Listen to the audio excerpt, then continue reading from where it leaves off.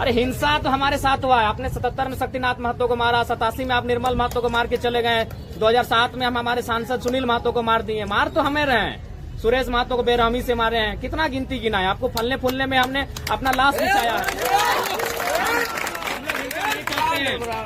हम लोग बिल्कुल हिंसा, हम लोग अपना देखिए, हम यहाँ दोबारा 24 घंटा के बाद आएंगे। ठीक, नहीं काम पे नहीं, यहाँ पे अगर बात कर लीजिए, आप लोग रिस्पॉन्सिबल चेयर पर हैं, ठीक है? ठीक।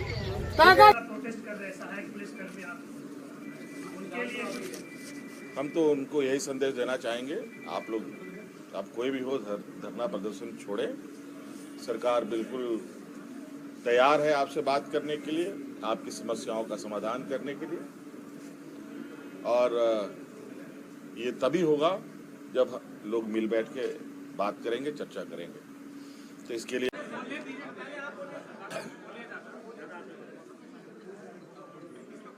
अब तो राज्य की जनता के लिए जो जिम्मेवारी है उसको निभाना है और उसमें अधिक से अधिक गति देने का हम सभी लोगों का उद्देश्य है। इसलिए आज पूर्ण मंत्रिमंडल का गठन कर लिया गया है। उसके उपरांत हम सभी लोग मंत्रिमंडल में हम लोगों ने बैठक भी की। सब लोग कल से अपने अपने कार्यों में लगेंगे और आज एक छोटा सा और इस राज्य के लिए एक बहुत बड़ा मील का पत्थर साबित हो, ऐसा एक हम लोगों ने विचार रखा। क्योंकि राज्य में आप सबको पता है कि माइनिंग गतिविधियां सबसे अधिक चलती हैं। विभिन्न तरीके की माइनिंग एक्टिविटीज यहाँ पर होती हैं और हम लोग बोलते भी हैं कि 40% से अधिक खनिज संपदा हमारे राज्य में है, पूरे देश का। लेकिन उससे प्रभावित होने वाले लोगों के विषय को लेकर कोई स्पष्ट नीति सरकार के पास नहीं थी। जो विस्थापित हुए या जो विस्थापित होने वाले हैं उन लोगों के लिए, और आज हम लोगों ने बहुत जल्द विस्थापन आयोग बनाने का आज कैबिनेट में प्रस्ताव को रखा है और इस पर अब हम लोग बहुत जल्द एक मसौदा तैयार करेंगे। सभी विस्थापित लोगों का आर्थिक सामाजिक सर्वेक्षण भी हम लोग करेंगे। एक डाटाबेस तैयार किया जाएगा जिससे सभी माइनिंग क्षेत्रों में उतार चढ़ाव को हम लोग समझ सकें और एक दस्तावेज हो इस राज्य में हो रहे माइनिंग गतिविधियों को लेकर, उसका प्रभाव को लेकर, हमारे लोग क्या खोते हैं, क्या पाते हैं, किनको क्या मिला नहीं मिला,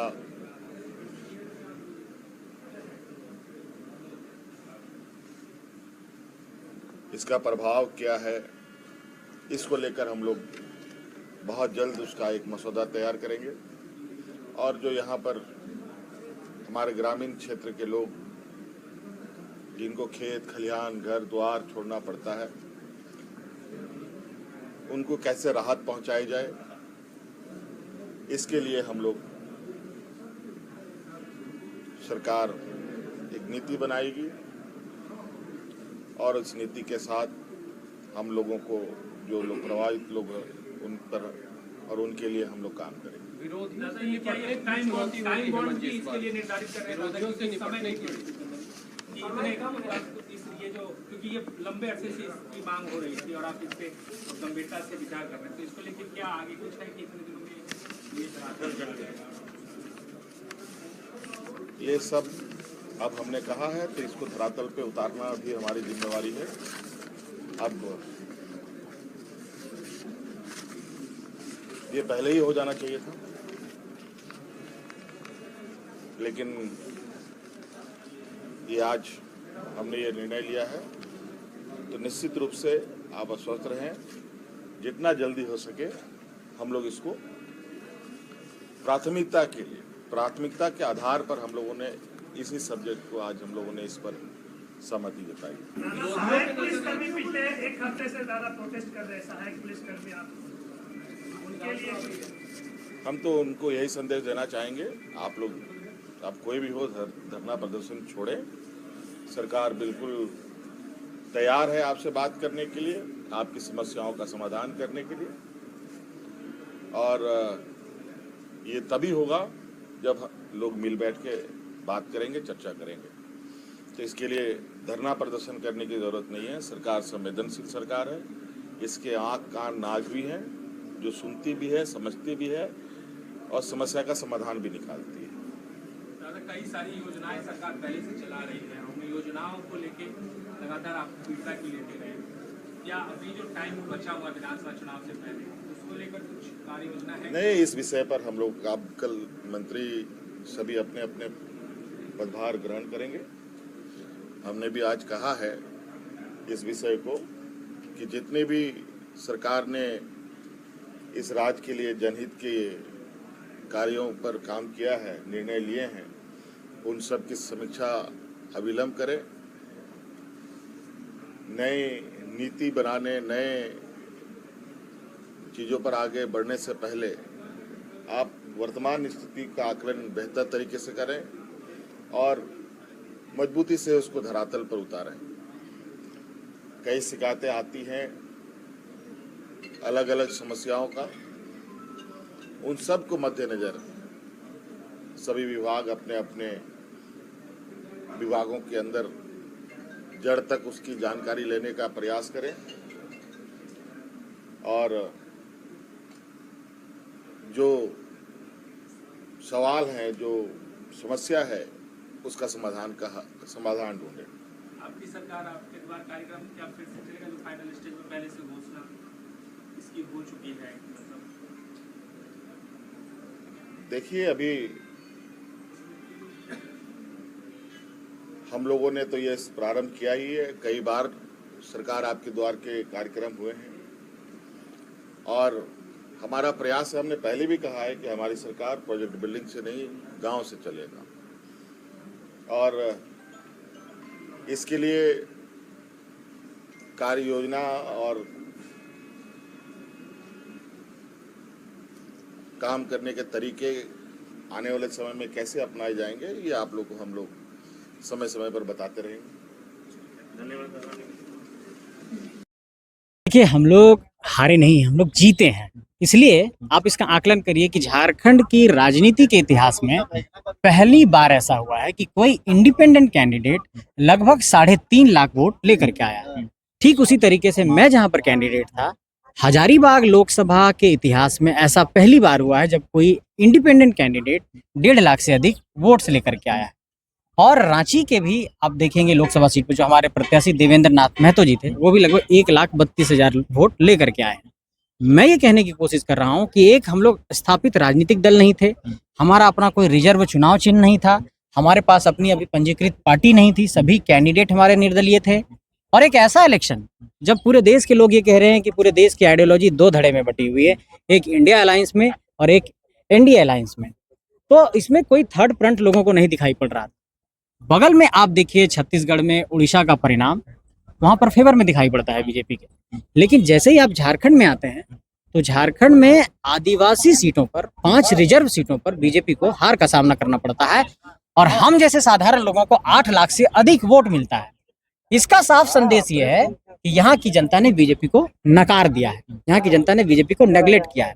तो कि एक ऐसे माहौल में जब ये कहा जा रहा था कि एक फैक्टर है प्रधानमंत्री जी के नाम का और कोई फैक्टर काम नहीं करेगा, उन चुनौतीपूर्ण स्थितियों में जब लोग 20-20 हेलीकॉप्टर लेकर के प्रचार कर रहे थे, तब हम लोग साइकिल और मोटरसाइकिल से प्रचार कर रहे थे और हम लोगों को 8 लाख से अधिक वोट्स मिले। तो ये हमारी जीत है, ये हमारी हार नहीं है।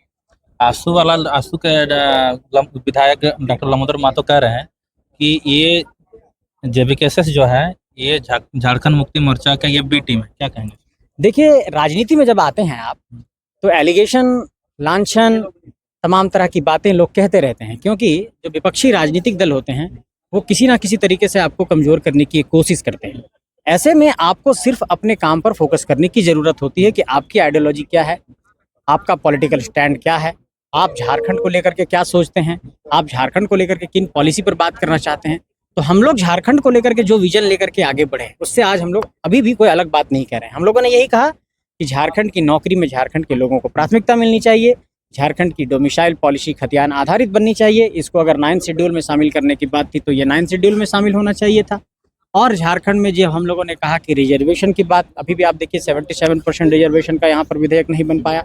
झारखंड की नियुक्ति की जो प्रक्रिया है वो पारदर्शी तरीके से हो, तमाम जो नियुक्ति प्रक्रिया है वो समय से हो, यहाँ पर जो लोग विस्थापित हुए हैं उनको पुनर्वास मिले, मुआवजा मिले, यहाँ के निजी क्षेत्र की कंपनियों में झारखंड के लोगों को रोजगार मिले। यही सब बातें हम लोगों ने की है और इसी बात पर हम लोग अभी भी अडिग हैं। इसलिए हम लोग अपने मुद्दे के साथ खड़े हैं। कौन क्या लांछन लगा रहा है, कौन क्या आरोप लगा रहा है, ये इस पर हम जाना ही नहीं चाहते हैं। ये हमारे लिए एक उपलब्धि है कि वैसे स्थापित राजनीतिक दल जो 20 साल 25 साल से राजनीति कर रहे हैं, जिनके सांसद बने हैं, जिनके विधायक बने हैं, जिनके उप मुख्यमंत्री रहे हैं, वैसे लोग हम लोगों को रिकॉग्नाइज कर रहे हैं, हम लोगों का नाम ले रहे हैं, मीडिया में हम लोगों के खिलाफ बयानबाजी कर रहे हैं। ये हम अपने अचीवमेंट के तौर पर देखते हैं। इसको हम ये नहीं देखते हैं कि हमारा कोई फेलियर है, ये हमारा एक अचीवमेंट है। क्या विधानसभा चुनाव में आप उतरेंगे? विधानसभा चुनाव में पूरे जेबी केसेस के प्रत्याशी झारखंड के अंदर उतरने वाले हैं। इस पर हम लोग बैठक करेंगे और बैठक के बाद हम लोग निर्णय लेने वाले हैं और सभी सीटों पर एक बेहतर निर्णय लिया जाएगा। सारे प्रत्याशियों का बायोडाटा, उनका पूरा प्रोफाइल हम लोग मंगा रहे हैं और उस पर एक आकलन कर रहे हैं। आकलन के बाद हम लोग प्रत्याशियों के नाम की आधिकारिक घोषणा करेंगे और आधिकारिक घोषणा के बाद प्रत्याशी वहां पर चुनाव। बहुत बहुत धन्यवाद। शुक्रिया आपका। शुक्रिया।